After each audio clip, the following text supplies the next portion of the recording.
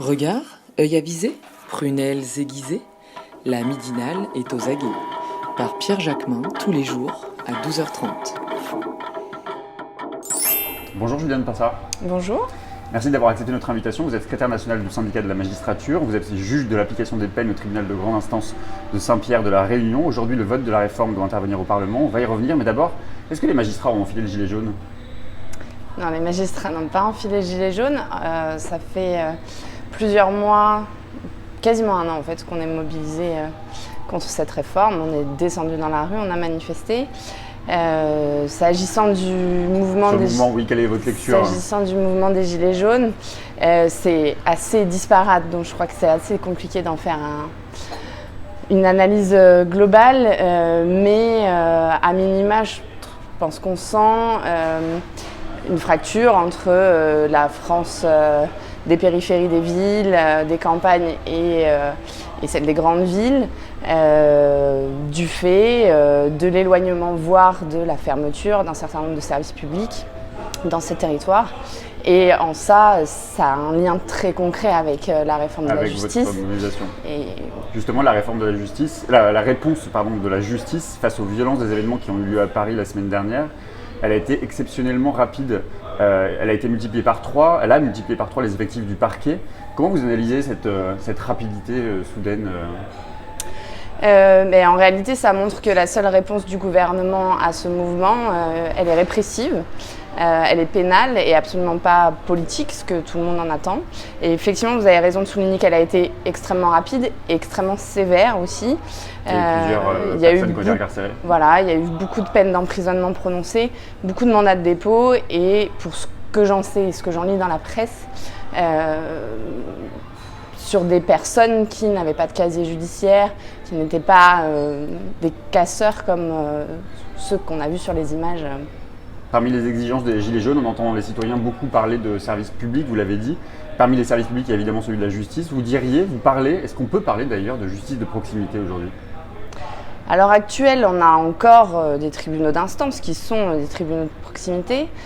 Il est vrai qu'en 2008, déjà, Rachida Dati avait fermé, je crois que c'est pas loin de 300 tribunaux d'instance, quasiment la moitié en fait des tribunaux d'instance. En revanche, c'est déjà désolant, mais aujourd'hui, les tribunaux d'instance qui restent sont des tribunaux qui fonctionnent bien, qui rendent des décisions dans des délais 2 fois moins élevés que les tribunaux de grande instance, qui sont accessibles, qui sont simples dans leur procédure. Voilà. Qu'est-ce qui ne va pas en fait ? Ça fait plus d'1 an que vous êtes mobilisés, il y a cette réforme qui arrive aujourd'hui au Parlement. Qu'est-ce qui fait que le milieu de la justice ne décolère pas ? C'est un certain nombre d'accumulations. Déjà, un projet de réforme de la justice qui est présenté sans réelle concertation avec les professionnels. On a entendu la ministre de la Justice qui dit qu'elle a consulté les professionnels du terrain, etc. Nous, on y était. Donc, en réalité, cette concertation consistait plutôt à une explication d'un texte que nous avions parfaitement compris. La ministre de la Justice essaye de nous faire avaler la pilule, en réalité. Et ce qui ne va pas dans ce projet de texte, à peu près tout, oui, c'est toujours un projet de texte puisqu'il n'est toujours pas voté et que son vote a été repoussé hier, une nouvelle fois.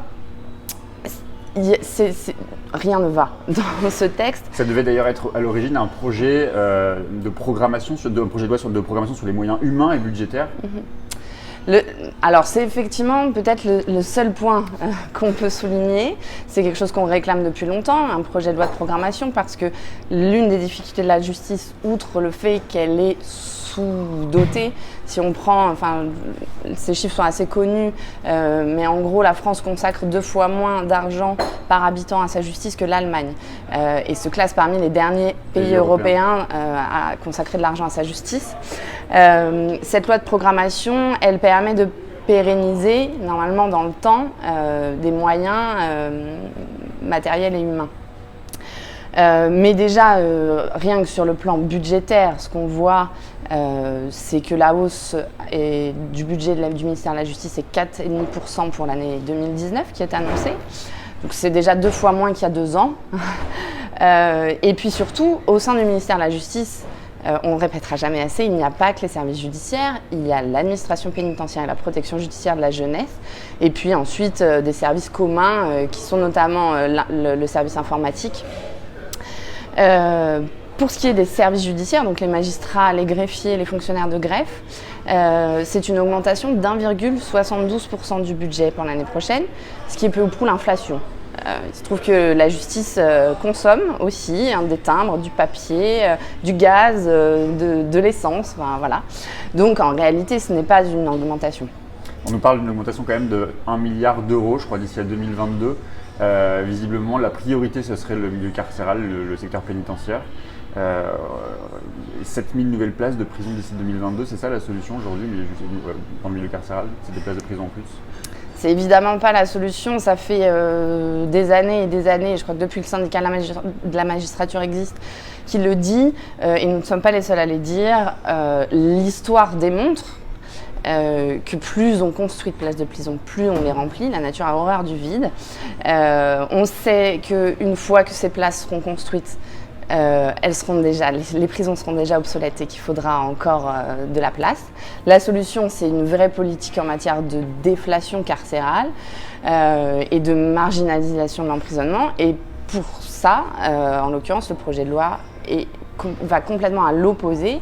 Il propose des mesures qui vont faire exploser l'incarcération avec la baisse du seuil d'aménagement de peine, avec la possibilité de prononcer des mandats de dépôt à effet différé pour des peines entre 6 mois et 1 an qui, à l'heure actuelle, sont de manière systématique examinées par un juge d'application de la peine. Demain, elles seront examinées au choix du tribunal qui pourra surtout prononcer un mandat de dépôt sans en voir les effets immédiats, c'est-à-dire sans voir les motions, les pleurs à l'audience, etc., etc. Donc se décharger un petit peu de la charge justement de ce mandat de dépôt. Et puis des mesures cosmétiques, la suppression par exemple, l'interdiction des peines inférieures à 1 mois d'emprisonnement dont on a beaucoup parlé. Nous, on pense au syndicat de la magistrature. Déjà, ça concerne, je crois, 900 peines en tout par an, dont 200 personnes incarcérées pour des peines inférieures à 1 an. Donc, je crois qu'on est à pas loin de 10 000, non, je vais vous dire une bêtise, mais on a un taux de population carcérale qui est autour de 140% aujourd'hui, de surpopulation. Donc, c'est pas ces 200 à 300 peines d'emprisonnement qui vont changer quelque chose. Et nous, on pense qu'il y aura un effet pervers, c'est-à-dire que les magistrats vont prononcer des peines de 2 ans d'emprisonnement et non plus d'1 an. Et donc, on va juste augmenter encore un peu l'emprisonnement. Et la proposition qui consiste à créer des peines de détention à domicile sous surveillance électronique? Alors, on n'y est pas favorable non plus au syndicat de la magistrature. Il faut savoir d'une part que cette peine vient remplacer dans l'échelle des peines la contrainte pénale, qui, bien qu'imparfaite, est une peine de probation qui s'effectue en milieu ouvert, qui permet un accompagnement, un suivi personnalisé des personnes condamnées. On la remplace par un bracelet électronique, soyons clairs, qui aujourd'hui consiste quasiment exclusivement à un contrôle des entrées et des sorties. Est-ce que les gens sortent à l'heure, rentrent à l'heure, et ça s'arrête là. Il y a, dans la plupart des cas, parce que les services pénitentiaires d'insertion et de probation sont eux aussi en manque cruel d'effectifs, ils font des priorités, et ces priorités, elles ne sont pas données au suivi des personnes en bracelet électronique parce que on sait qu'ils sont contrôlés par un moyen électronique, donc aucun suivi, aucun accompagnement social, éducatif, d'insertion. Et c'est pas comme ça qu'on lutte contre la récidive. Justement, sur la récidive, en tout cas sur la question de l'accompagnement, le gouvernement a aussi annoncé une baisse de plus de 30% du budget dédié aux associations qui interviennent dans le milieu carcéral. C'est les associations sportives, les associations culturelles, le Génépi aussi. Ça veut dire que ces associations n'ont pas fait leurs preuves, d'après vous, et que le gouvernement les considère comme inutiles? Non, alors je vais juste faire un point pour les Génépi parce que c'est une association qu'on soutient depuis qu'elle existe. C'est plus qu'une baisse pour le Génépi, pour l'instant c'est une suppression de la convention et une suppression de la subvention. Ça montre en réalité ce que pense clairement le gouvernement de la prison. Valéry Giscard d'Estaing disait ça ne doit être que l'emprisonnement, en disant en creux ça ne doit pas être une privation de la dignité, une privation des droits, etc. Là, le gouvernement prend ça au pied de la lettre en baissant les subventions de ces associations. On baisse les moyens qui sont mis dans la réinsertion. La peine d'emprisonnement, ce n'est pas que la privation de liberté, ou ça doit être que la privation de liberté, mais on doit aussi pouvoir avoir accès aux soins, à l'éducation, au sport, à la culture, ça ne doit voilà, ça démontre ce que veut en faire le gouvernement, une peine de contrainte par corps, quoi, et ni plus ni moins. On sait que ce qui est difficile pour les personnes qui ont été incarcérées, c'est ensuite de se réinsérer dans la société. Et si pendant leur détention, elles n'ont accès à rien, et notamment à l'ouverture par l'extérieur, le sport, la culture, c'est l'ouverture sur l'extérieur, leur réinsertion va être beaucoup plus difficile. Finalement, comment vous la qualifieriez, cette réforme de la justice? À quoi elle répond finalement? C'est une réponse politique, c'est une réponse à un souci économique, c'est faire des économies sur le dos de la justice, ou est-ce qu'il y a une véritable vision finalement de la justice à travers cette réforme? Je crois que tous les professionnels, que ce soit les avocats, les magistrats, les fonctionnaires et même maintenant les associations avec qui on travaille au quotidien, ont bien compris, et ce depuis le début, que cette réforme est une réforme pour faire des économies.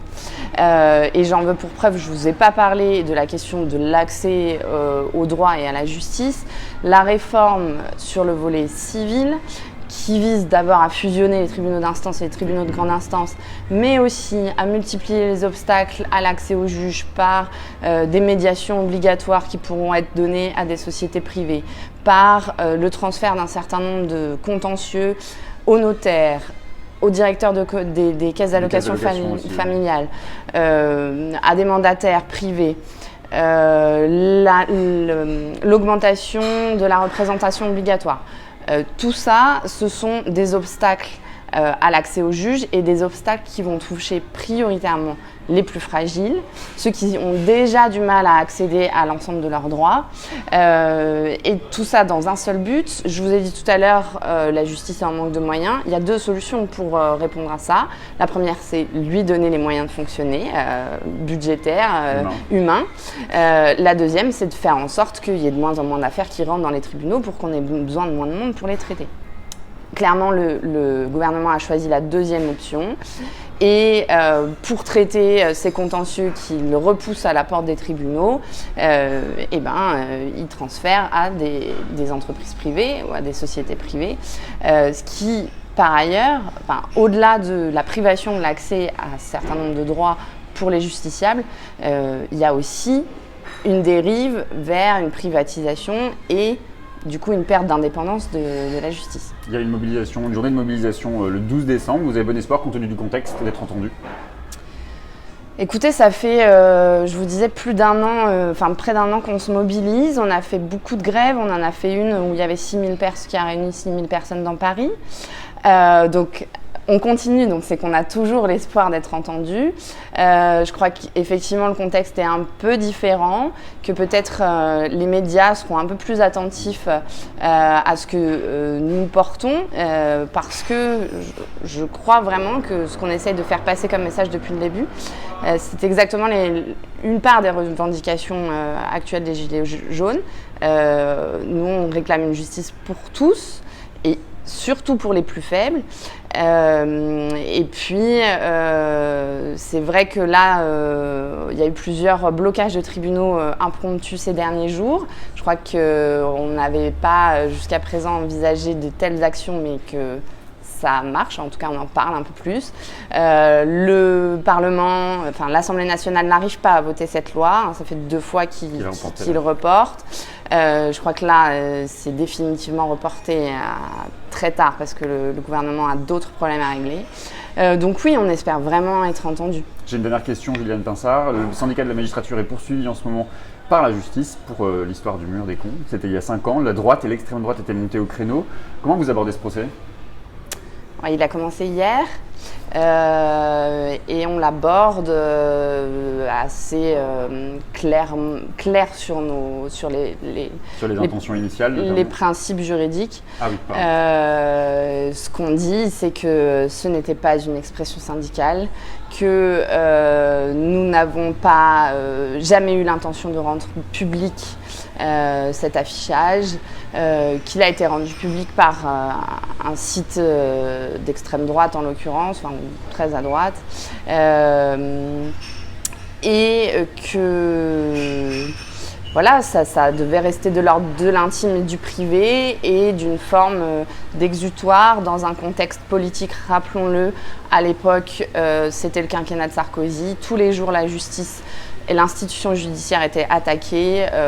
On entendait de la part du pouvoir ou des personnes qui gravitaient autour du pouvoir des expressions comme le juge doit payer quand il y avait un drame qui se produisait, etc. Voilà, c'était un contexte très violent contre la justice, mais contre aussi l'ensemble des valeurs que le syndicat de la magistrature défend, qui sont effectivement des valeurs de gauche, humanistes, de défense des droits de tous et surtout des plus faibles. Voilà. Merci beaucoup Juliane pour ça. Merci à vous.